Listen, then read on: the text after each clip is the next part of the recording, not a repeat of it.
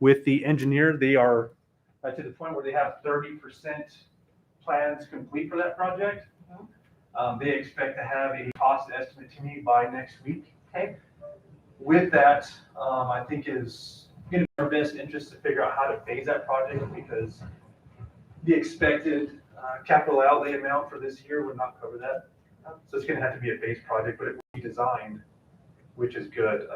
It will be shovel ready. Okay, so yeah. So once the design, now we go to the build. That's the beautiful part of that. So you understand the numbers that we're looking at for those phases. And so that will be our project, our capital outlay project that we will get in. And so there's plenty of time, even to roll into November to get those specific numbers. You're still safe, and safe for enough for us to talk with the legislators about that. And then just put those other things in the back of your head, okay? And that was my plan of attack, I guess, moving forward with this, is making sure that we have that cost estimate specifics to be able to present. Usually community development provides a little booklet. Whether or not the legislators have enough time to review that, we usually try to take advantage of that when they come to our local legislative forum that we have at Mesa Land. So I'll rely on you to see the best route, but I will put together something that has shown it's shovel ready. This is the phase we're able to complete with this amount based on that cost estimate I receive next week. Right. And it helps show that, hey, we're ready to go. Absolutely. And even if it's put together through a trifold or something like that, what you've done in the past? It's usually a bound. It's nice. It's like a formal proposal. Like Okay. for RFP, it has a nice hardcover, shows our commissioners' contact information, and then just a one-pager of what this project is and how we're going to get to the cost estimate. That's fantastic. Can you also include in that, since we're going to be phasing this is the phase what we're asking for right now, and What we'll other need in the phases, future? I think, Yeah, most definitely. so they can see that. Okay, let's see. So we talked about the junior money. That's going to be one of those surprise. Here's what we've got to play with. So even if you have a couple different options, okay, that's nothing that we have to apply for. That's nothing that we're going to be submitting. Okay, when that junior money comes up, they want to know what's available and what's out there. So keep that in mind. Maybe you'll have a couple different projects of different sizes. Okay. Pothole machine. Yeah. Pardon me? Pothole machine. Pothole machine. Boy, does everybody want a pothole machine. One of the things that we might look into the junior money, and that is to see if we can look into the theater downtown. I think that's just about at the end of its life if we don't do some kind of action. I think your roof is leaking, and I was looking at the bid that we had. So I think the roof is fine. you think so? Yes, sir. Because with the drone, I was looking at some of the pictures they did, and it didn't look too good. And this is something that has been here since the 80s, and we haven't done much with it. And yet at the same time, we're investing a huge amount of money in the development of downtown for trying to recruit people and do everything we can. But yet the project that the city has is the one that sits like a big white elephant in the middle of there, and we're not moving in that building. If we don't do something, we're going to lose it. That's the bottom line. We have to, so maybe some of the junior money can be utilized for that. We have to look at the fact is that we are investing a huge amount of money downtown. We just did 2nd Street. People are a little motivated at night. You see a lot more people with some stuff going down there. So you begin to see more recruitment of people down there. I know we have some dilapidated building, but the city doesn't own those dilapidated buildings. We do own the Princess Theater. We really have to move on something then on that theater, and I think this might be one area that we might look at, especially since Senator Campos has been very motivated in working with us on it, and he seems to have a good clout up there. So that would be one area that I would definitely look at, because I do want the downtown to look good. I like the downtown. I like the appearance of the 2nd Street, even as bad as the construction was of 2nd Street, but at the same time, it's beginning to look good, I think You have to have a downtown that invites people who want to be there, not one that one's afraid to leave out of there because all the buildings are boarded up. I think that's a good idea. I think we just have to come up with a phase that's realistic to fit that parameter, because it's gonna cost a good, probably $2 million to get that thing up and going again. So we have to decide, if the roof is good, what's the next thing? Are we gonna go in there and try to focus on utilities, or are we gonna try to focus on, to me, you want the structural integrity good. So if all the frame everything's good, focus on that. And then we could focus on the pretty stuff in the future as far as making sure everything looks good cosmetically. But I think the most important part on the Princess Theater is the structure itself. Yeah, and we're looking at it, remember, it was $1.1 million, what was it, about 4 years ago. So, I think it's an ideal, building. I don't think we need another parking lot there, but I mean, because in all those buildings, they have what we call adjacent walls, which means your wall is into two different property owners. So it's not gonna be that easy if we have to demolition it down. And also the cost will be humongous on that. So the whole deal is, we're trying to preserve our history, our downtown, and we need to really look seriously at what we're gonna do with that theater. I understand the structure and everything on that, but in this case, I would almost think that, if we were gonna put money toward it, do the outside first. Yeah. So it does look better, then go, I know normally if you're rebuilding, you get a junker out of the salvage yard, you wanna get a good sound engine. But in this case, I think right now is making it look presentable, then taking care of what's inside. Especially those black glass, it keeps Yeah. falling down and breaking, and then Yeah. somebody said they saw some people taking some of them or something. Yeah, that's what I heard. And then you look at it and you go like, well, I can see why it looks like a junk. So, somebody feel free to take them, And those are, you don't find them anymore. Yeah. But a good percent of it, because there is a lot of money being dumped downtown. You do. I mean, the city is sincere, and you got nice benches, you got trees, and you got a little park that hopefully someday, be utilized properly. And so, I know I know the streets and everything's very, very important. I understand that. But we also have to look some kind of downtown. We can't neglect one part and then not the other. And I think in many ways, that's about the only link the city has with downtown as far as structure building. Madam Mayor, Commissioners, I just wanted to make sure that everybody understands that this junior money is not recurring, so just take that in mind as No, well. I understand that, but it's also a startup money too, that we can utilize in a building like that, yeah. This is the first time we ever had junior money in a long time, to be honest with you. And also, one more point, Madam Mayor. Okay, I would like to encourage the commission and anybody else that's listening, public, to take seriously the redistricting maps that are available online, and they are currently, there's a link through to them at the New Mexico Legislator.org site that can show you various different options for our congressmen, the 3 different 1, 2, and 3 congressional districts. Also, our state senators, our state representatives, and education commission, public education commission. So there are various maps there of options, and then if you click on the link that's below the initial map, it will give you a lot of details and give you a availability to actually scroll and to see where those lines are being redrawn. And currently on every map in the Senate district, I can tell you this, Tucumcari looks like it would be shifted.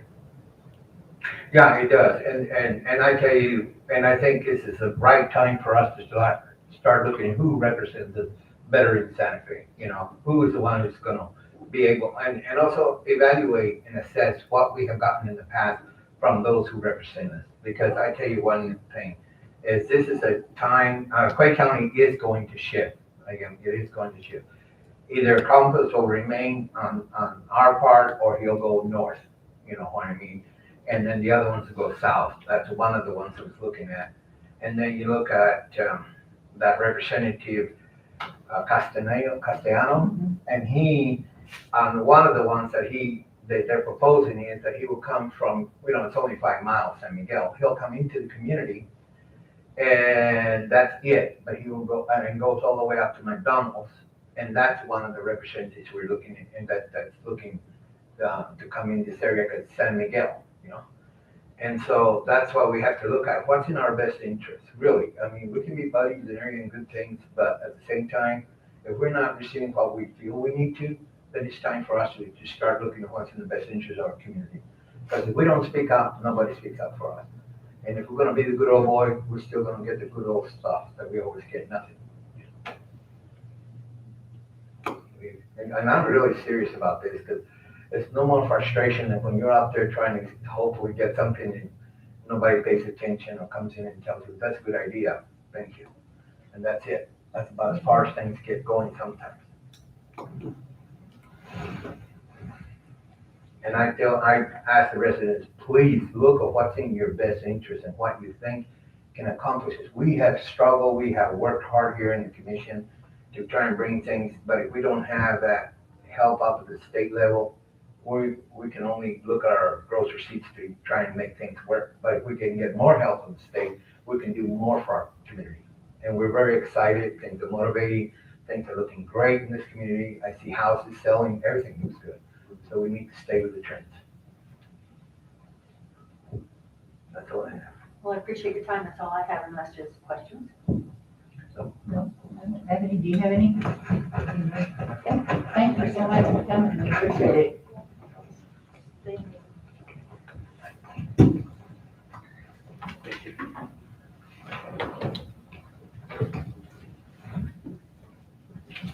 Did everybody get a copy of the handout, job description? So we've been talking for some time now, I think even prior to this year's current fiscal budget, about trying to get some kind of help. Right now, I know I'm overseeing 18 different departments, 18 direct employees. I know it's brought up in the past that Commissioner Moya wanted to see some kind of grant writer.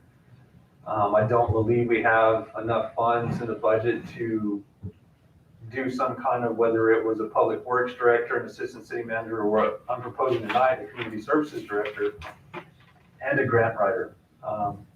I think part of it is direction at our community development department. I think we can do a better job maybe of applying for additional grants.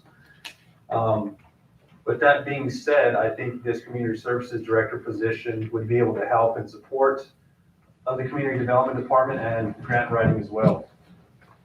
As we go through this, some of the key roles I'll lay out with this job description, that the community services director would be a highly responsible position that provides vision and leadership in administering the strategic oversight of the city's community services departments, which includes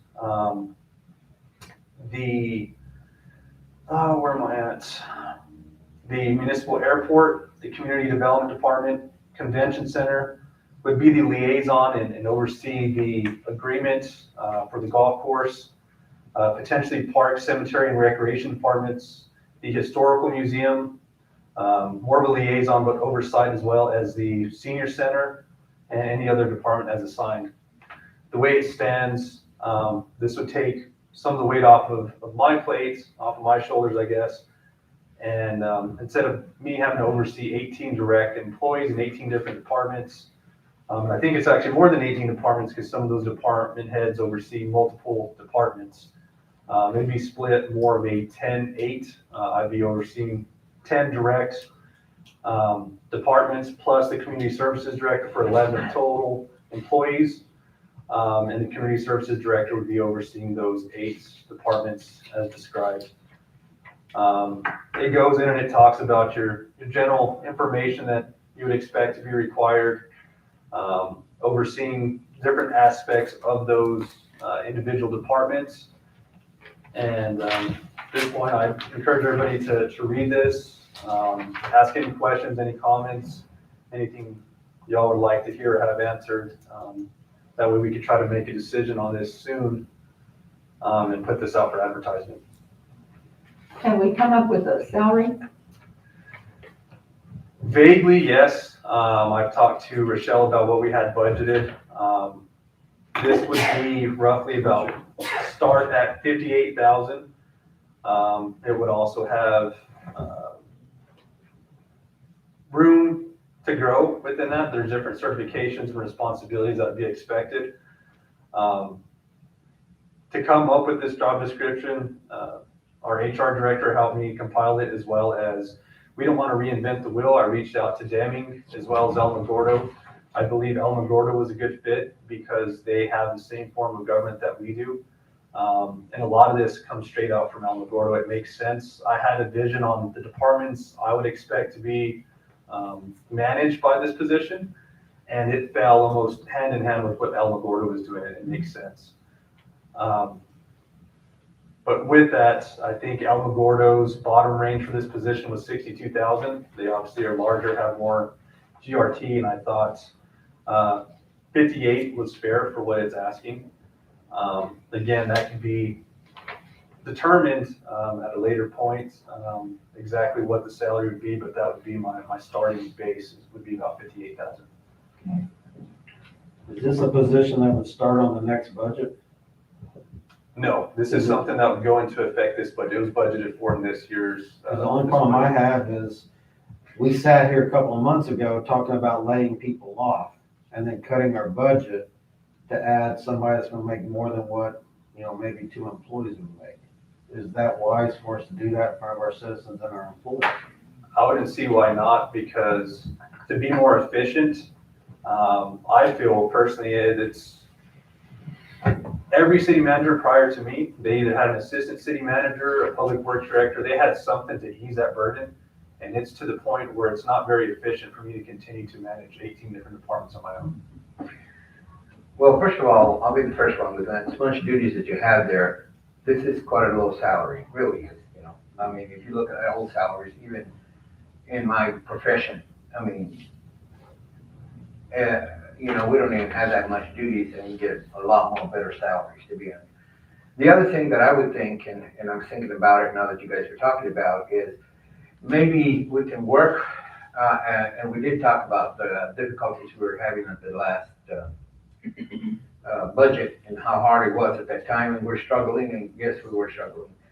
And we're still having right on the line. But maybe one of the things that we can do and add on to his duties that will help us get more revenue would be, this will be, because eventually, whether we like it or not, we have to have somebody who's going to do the cannabis enforcement of the city ordinance. That means that, the license, everything, I mean, that's gonna have to take time. We can depend on, actually a person has to be assigned to it so that it can be properly managed. And since we are gonna be doing the license, I know we have for law enforcement and everything budget in there, but I think we have to look at the fact is that if we can come up with some money that can be also part of the duty of this gentleman for overseeing the operation of the cannabis and everything that goes with it, then we can actually pull some money from the cannabis taxation part or whatever fees, and then be able to continue with that new revenue as his salary. Does that make sense? Because we are going to have, I looked at the ordinance that we're doing on the cannabis, and we're gonna need somebody to really just specifically be not specific, but stay focused on that, So I think we have to look at the fact is that maybe we ought to go 62,000 and include the cannabis part on it. I mean, we're less than 6 months to becoming okay, and yet we still barely getting our ordinance in, and yet we still don't have anybody to enforce it. I think this would be ideal. He starts drilling, he starts right away with that. At the same time, this is a lot of duties that will overlap each other's, but at the same time, I think that's one of the best ways we can give a good salary, at the same time, draw the money from where we need it. There's a lot of requirements on our ordinance on the cannabis, and that has to be enforced, right? Did you mention the 58,000 was already budgeted this year? Yes, But we can go What up was that budget? that was budgeted as my old position. Okay. But we can go up and and then add another duty to it. And again, it was only a starting point just to bring to the commission. 58,000 isn't set in stone. That's just, I think, the minimum where it should start. Well, you get the right candidate, maybe. Correct. Some wiggle room. Right. What is it about? If you get $20 an hour, you make 48 a year? I think, No, I think it's, not 48, you make 40 something a year. Well, and the added benefits, that's gonna have some monetary value as well, so. most definitely. The matching of PERA as well as the medical benefits, that throws it realistically a lot more closer to a $70,000 to $80,000 value. Yeah, but everybody's getting that. It's not, I mean, you know what I mean? It's great benefits, but at the same time, we have people look at what am I gonna live from month to month or day to day on my billing. You know, and that's, thank God we like the benefits and we live long, you know? Well, that could be a starting salary, and then after we interview and find somebody, if we feel like their qualifications are, we can always go up. You can't go down, but you can always go up. Correct. So, Well, let me ask the commission, then when we get this cannabis, thing in, are we gonna go hire another person to enforce it? Why don't we just put it all in the same, well, yeah, that's a good idea. Yeah, All so in one. To my knowledge, a lot of the enforcement's gonna come from the state agency. We're not gonna be the authority having jurisdiction. There's stuff we'll have locally as far as business licenses and application process. In my thought, that's gonna go through community development. There may be code enforcement involved. And this position would directly oversee community development. So in a roundabout way, there would be some responsibility with that. But again, most of the enforcement's gonna come from the state. that's what the problem is with this community. Sometimes we have, too many duties assigned to one person. A poor person can't even do what they're supposed to do and try to oversee something. The cannabis is a beast within itself, and we must address it with the same type of force. And that is 300 feet from a park, 300 feet from a church, we want to make sure it happens. We want to, and look at the requirements we're asking for. We want to make sure that they are in compliance. Those are not state. Some are state, but some of them are ours, you know? Where you only gonna have, the cannabis has to be well managed. And why not add the duty to this person so that we know exactly who to go with? It's always the same question. You call one person, call the other person, and nobody answers you, you know? And this way it's specifically operationally defined for this person to be the one that is responsible for it. And then if he doesn't do it, then we call the city manager and say, what's going on over there? And this is people that are coming in that are not our residents. These are people who are coming in with their investment, especially when it hits 2026, when they open it more. And we really have, you've got the growers, you got the labs, you got everything. Yes, it's controlled by the state, but actually at the same time, we're the ones responsible for making sure that they follow our ordinance and our situation. Well, you just mentioned that if we throw too much on one person, they're already gonna be controlling 9 different departments. You think someone else will be able to take that on? Well, yeah, because remember, he's not running the whole department. He's only making sure those department operates like they should. That's up to the department head to make sure that he does what he does. You know what I mean? Like me, I have unit managers in every clinic that we have, and if they don't do anything, it never gets to me until it becomes a problem, or I feel it's a problem, you know? But if you have my assistant and the assistant director, and they're responsible making sure credentialing, everything is done properly, billing, everything's done properly, but then I audit it myself. But I don't go in there and do all that jobs, you know? If I went in there and did all the job of overseeing every department we have, I wouldn't have time to do what I want to do, you know, around the agency. So he's not really in there doing the job. He's in there making sure that those jobs are done, and if there's supervision that needs to be done, let's say we call because the whole bridge fell down and nobody comes to respond, then he had to go see why the department head didn't answer the question, you know? If you do proper management, you won't have that much duty. I looked at that, I thought that was a lot, but if you do the proper manager like you're supposed to do, you won't have a problem. The only one that he will be directly responsible for will be the enforcement of the cannabis policy and procedures that this ordinance that this community wants. And so Mark, you're overseeing all these departments now. Would someone be able to add that cannabis enforcement on top of what you have here? I'm not sure that's the right position to do that. Again, I think if it's enforcing our ordinance, that's gonna go before the public hearing tonight to see if we're gonna adopt it. I think that's more of a code enforcement, that would come from a code enforcement officer. Again, anything permitting and licensing, like I stated earlier, the business license would go through the city clerk. Permits would go through community development. I think there's a way to keep a thumb on this without putting, I don't feel that's the role of the community services director. I feel it is, because at this point, I get too many complaints about things not being done in this community. You know what I mean? And I really would like to see for answers, you can go to one person and get an answer. This is a total new project that's coming into our community. I want it managed right, and I want it for all citizens to be happy with it, and at the same time, the city gets every dime that's sold to them. The other thing with that is, this is something that will not be implemented until the fourth quarter of this year. April Maybe 1st. it's worth, which would be the last quarter. So I don't know if this is something, we have to see how it plays out, how the burden it plays on our staff. But yeah, this is something that's new that we're gonna have to adapt to.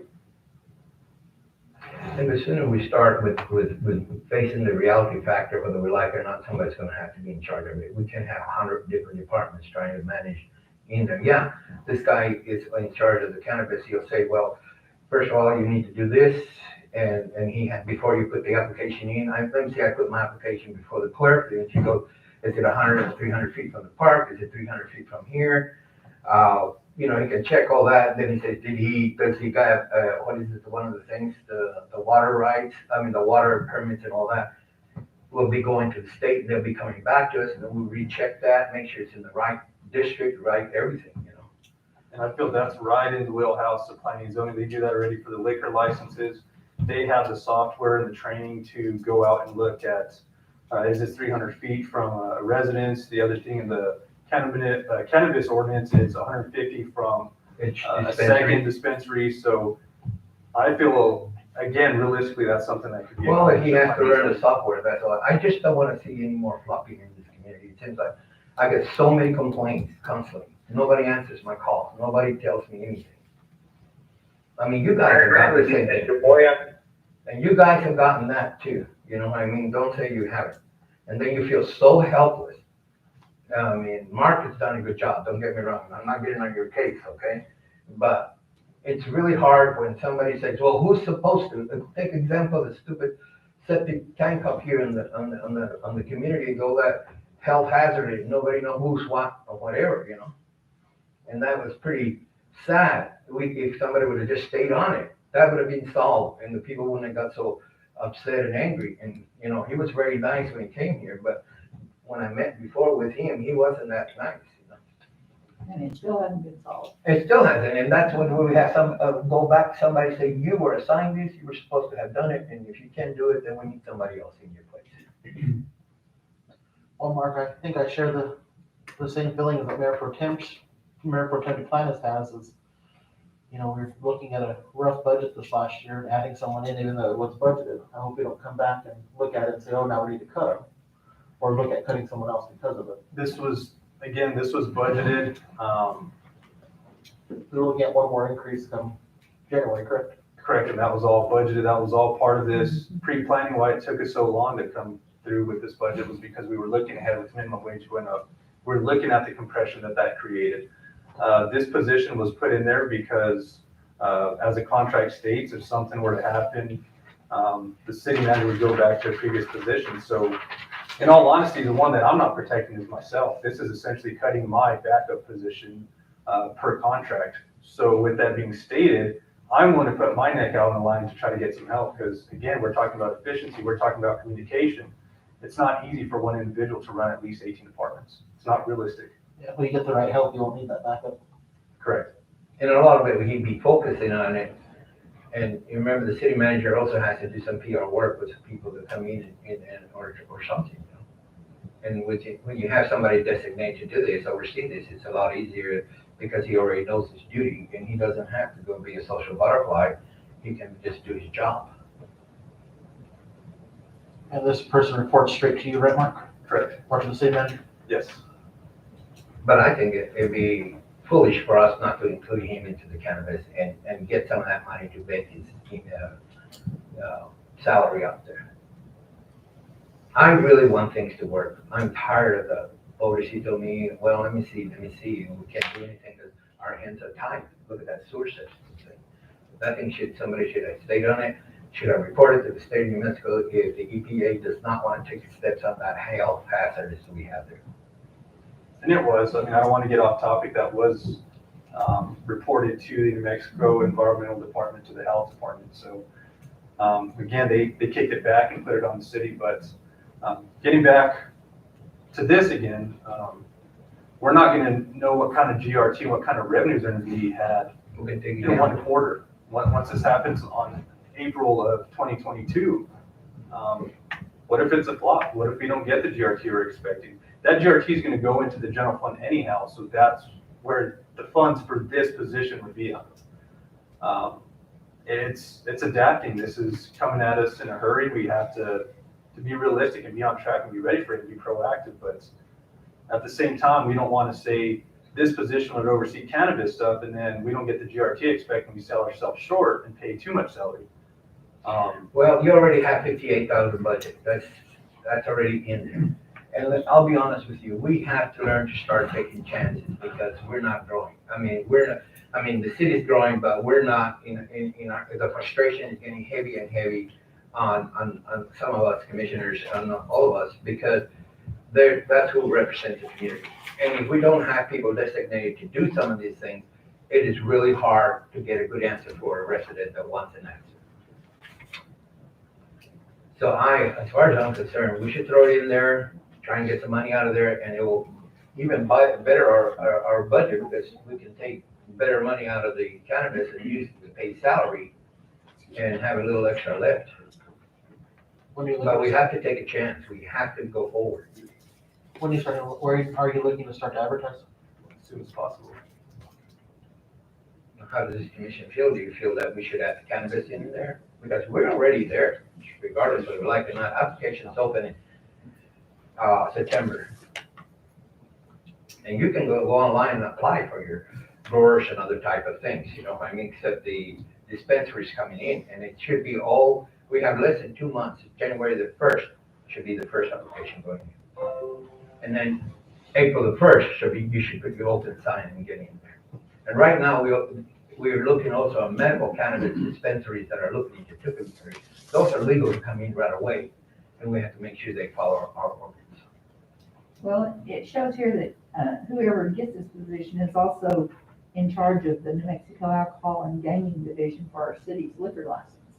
So would that go right along with the cannabis license? It could. The reason for that, again, I kind of stole that from El Gordo. It made sense.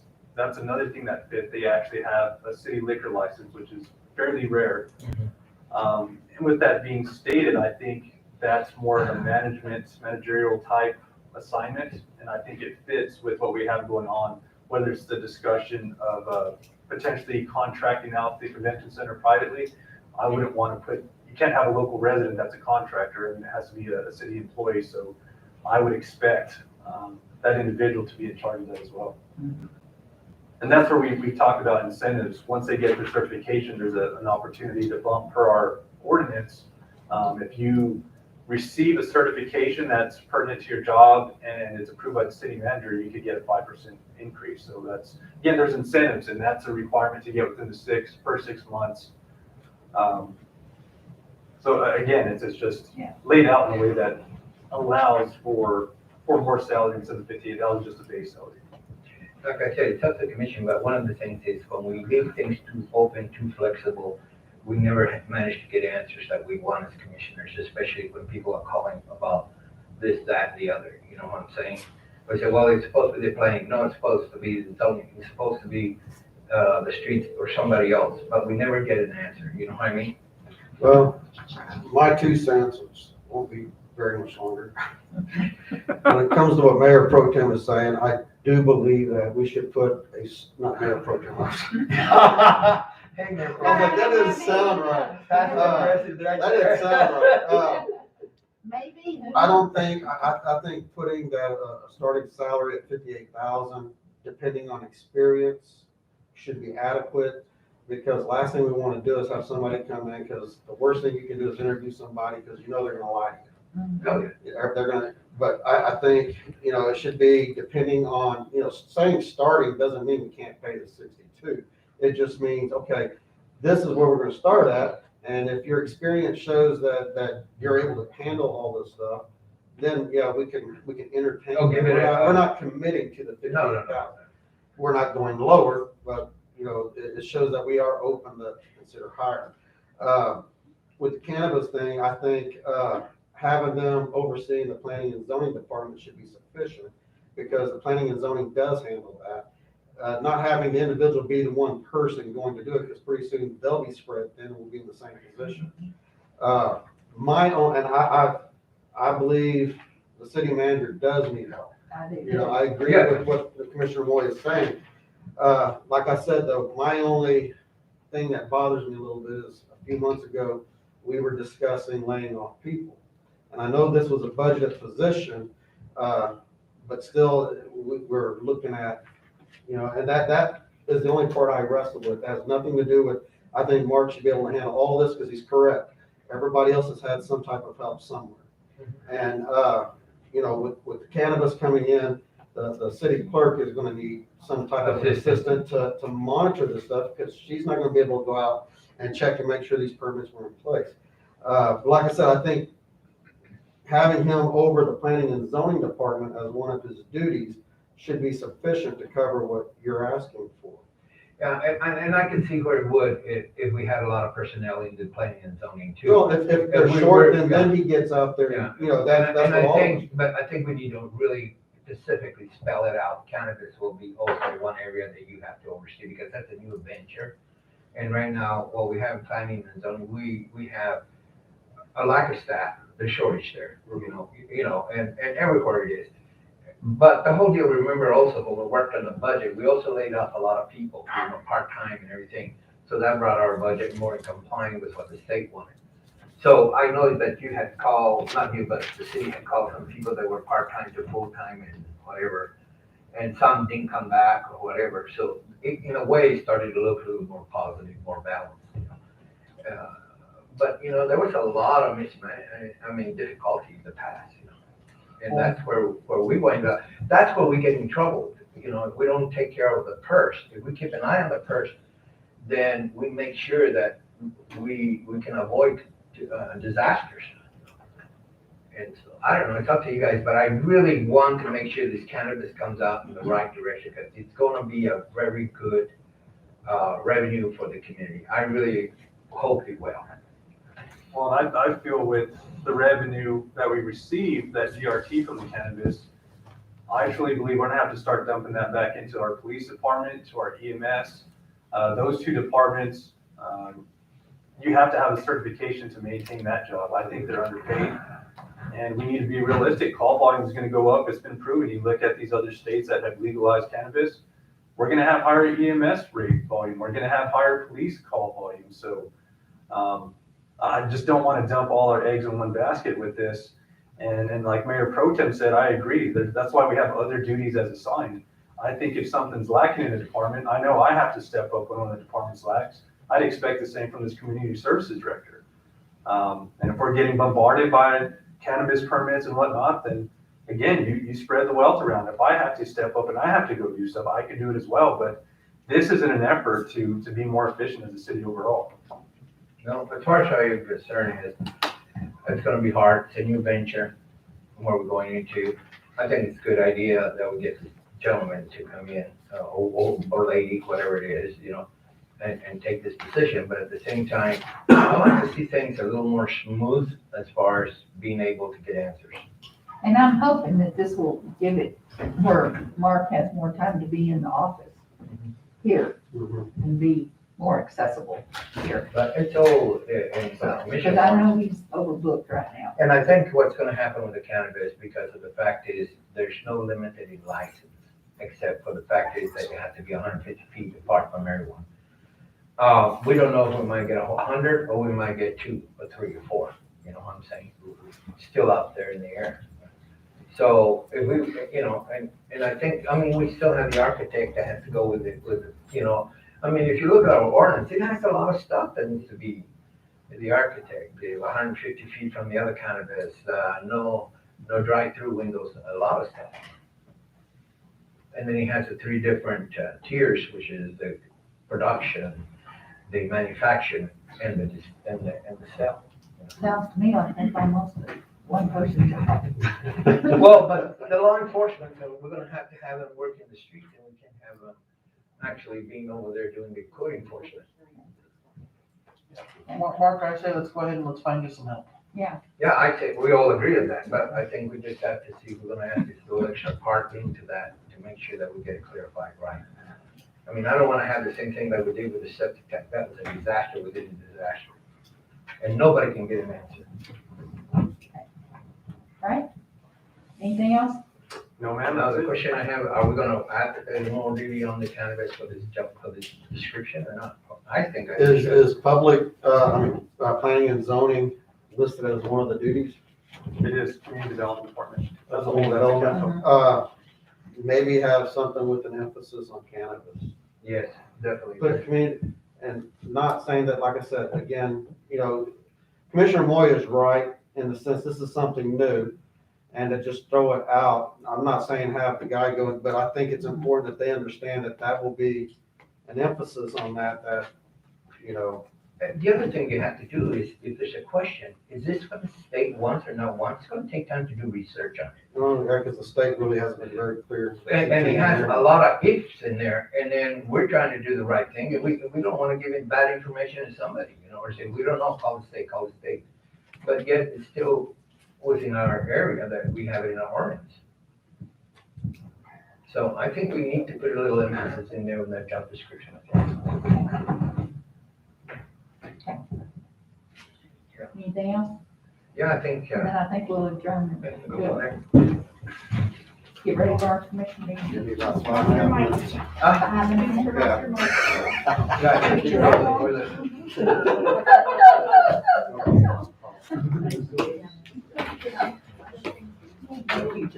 You never know. I'll give you a call. I was eating a sandwich the other night, cracked my tooth. Yeah, I got it. Let's see, Mr. Checo. On Wednesday. Yeah, didn't you do? Oh, yeah, I know him as Matthew. Everybody on a go-to meeting, we will be reconvening here shortly. We just finished our work session and we're ready, starting our public. hearing. Hello. No, not for you, unless you want it. I've got a group here. Anybody here for the cannabis for the public hearing? Okay. Sarah's on. Good evening. Are y'all speaking to me?